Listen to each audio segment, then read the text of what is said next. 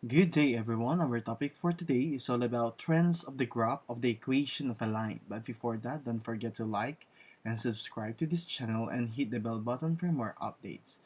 Also, you will find different subjects in this YouTube channel. Just select the playlist section. And now let's proceed to our main topic for today, which is all about trends of the graph of the equation of a line. Trends of a graph of the equation of a line. A line can be vertical, horizontal, slanting to the left, or slanting to the right. It can be determined through the slope of a line.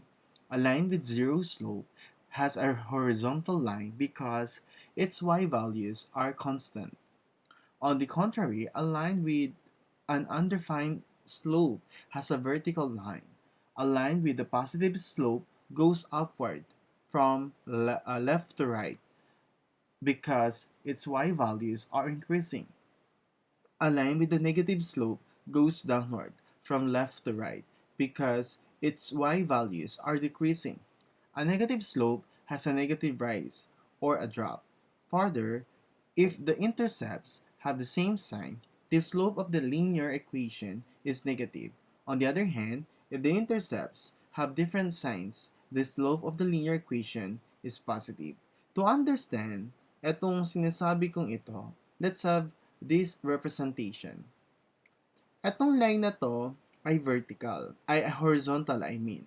So pag horizontal siya, if the slope of a line is 0, then the line is horizontal. Ibig sabihin, yung slope niya ay 0. Ano ba yung slope? Ito yung letter M sa slope-intercept form. Okay? Na y equals mx plus b. Kapag 0 siya, ang kanyang line ay horizontal. So, yan yan. Kapag naman vertical, if the slope of the line is undefined yung ating slope, then it is vertical.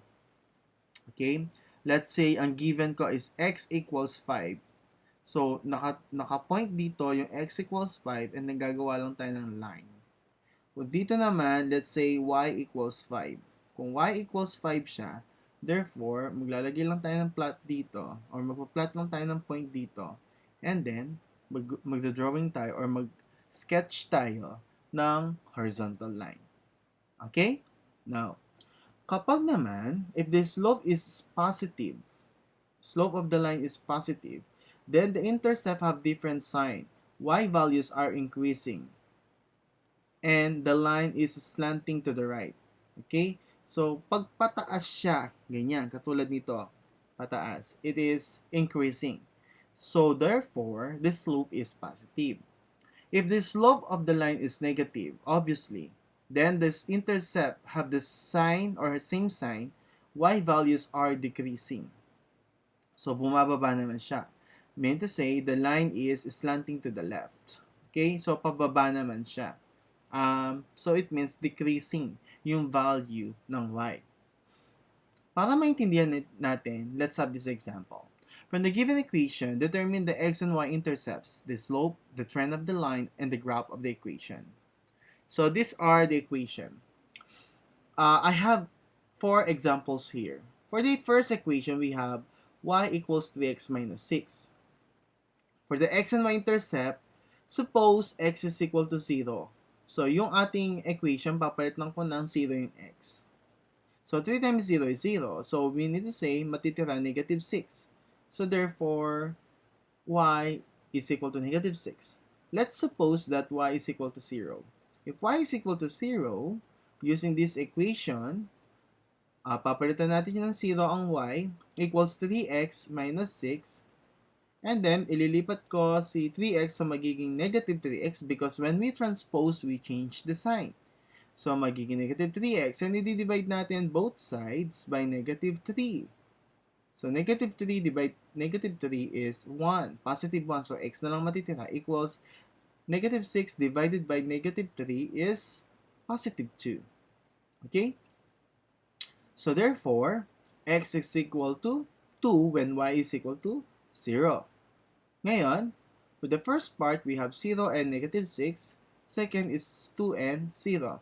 Yung 2, siya yung x, y is equal to 0. Dito naman, yung x equals to 0, ito yan.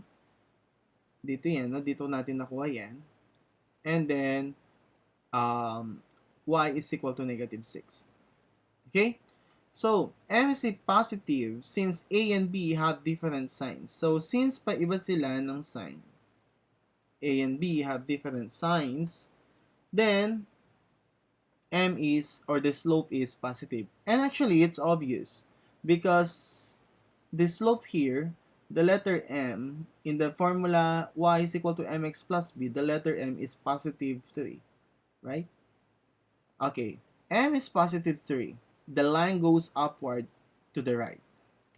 This is also the same with, same lang siya ng 3 over 1. Okay? Since M is positive, the line goes upward to the right, slanting to the right. So, let's say that y is negative 6. Ito siya, negative 6, no? And then, the x-intercept is 2. Ito yan, x-intercept is 2. So, yung line natin, pag ganon, going upward. Okay? Therefore, our graph is positive. Y is increasing. Okay? Next, another example. We have this one. So, we have negative 3 for the slope intercept. So, m equals negative 3. It's negative 3. Let's say that y is equal to 0. So, that is y equals negative 3. Palitan natin ng 0 yung x plus 9. So, matitira y equals 9. Okay, so this is y equals 9 to siya. Okay? Next, y is equal to 0. So, palitan natin ng 0 yung y. Ililipat natin si negative 3x. So, magiging positive 3x. And divide both side by positive 3. So, 9 divide 3 is 3. And 3 divide 3 is 1. So, we have x equals 3. So, this one, meron tayong 3. Oops! There's something wrong here. I think baligtad yung ano niya, slope, ne? So, this is positive 3. Kasi positive numbers yung nakikita ko dito. 3. Baligtad yung slope niya. Supposed to be dito yan, pero negative yung nandito niya. Kung nakikita nyo, negative siya. So, ibig sabihin, may na-flip. Na-flip lang yung ano, yung ating graph, no? So, nakikita ko na flip siya. Supposed to be, ang ano niya, ang kanyang direction ay pag ganito. Okay? Dahil meron tayong positive 3, dahil ang ating, what do you call this? Ito ay positive 9. Ito naman ay positive 3. Okay, going downward siya. So, ang ating slope ay positive, m is positive.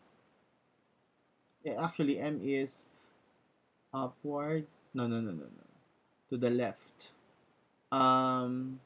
Yeah. So, m is positive. Negative 3, I'm sorry. M is negative 3. M is negative since A and B have the same sign. So, M is negative. Negative 3. So, it should be negative. The line goes upward. The line goes downward. I'm sorry. There's something wrong with this, with this, what do you call this explanation. Okay? The line goes downward.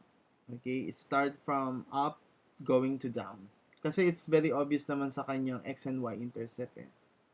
Okay? So, I'm sorry for this. This is wrong. Okay? So, anyway, let's have another example. Y equals 7. So, obviously, y is equal to 7. So, kung i-graph ko tong y equals 7, ito siya, 7. And then, straight line. So, it is a horizontal line. So, m equals, wala tayong m. M is equal to 0. What happened to this, to this presentation? I'm sorry for my presentation. So, m equals to 0 siya. 0, no? So, we don't have m here. We don't have mx. Not applicable since the equation is with one variable. So, this is correct. And then the trend, since m is 0, the line is horizontal. Correct. The line is horizontal. No? Finally, we have this one. We don't have the equation for the x and y intercept, so it is a big no-no for this because ang given lang natin ay dalawang points. So, para makuha natin yung m, we will proceed to the formula. Ano bang formula yan? Do you still remember? Yung m equals y sub 2 minus y sub 1, the slope-intercept form. Do you know this? Remember? And we have x sub 2 minus x sub 1. So, for this portion, we have y sub 2. What is y sub 2? That's 3. 3 minus 4. And the negative 1 minus negative 1. Okay, there's something wrong again with this. It should be positive 1. Because negative 1 minus negative 1, pareho silang negative, so magiging positive yun dito niya. Diba? So, magiging, okay, 0 yung sa baba. Tama naman. And 3 minus 4 is 1. Negative 1 over 0 is undefined if we will solve this one. So, the line is a vertical. Since m is undefined, the line is horizontal. Okay? The line is horizontal. The y-intercept is negative 1, while the the x-intercept is 0. So we will just plot negative 1 here, and then we will just draw a vertical line. And since it's vertical, I'm sorry, the line is vertical. Vertical line. And since it's vertical, therefore it is undefined. I'm sorry for my presentation now. There's something wrong with the presentation. I'm sorry. With that, okay, so that's all about for the trends of the graph of the equation of the line. Thank you very much for listening.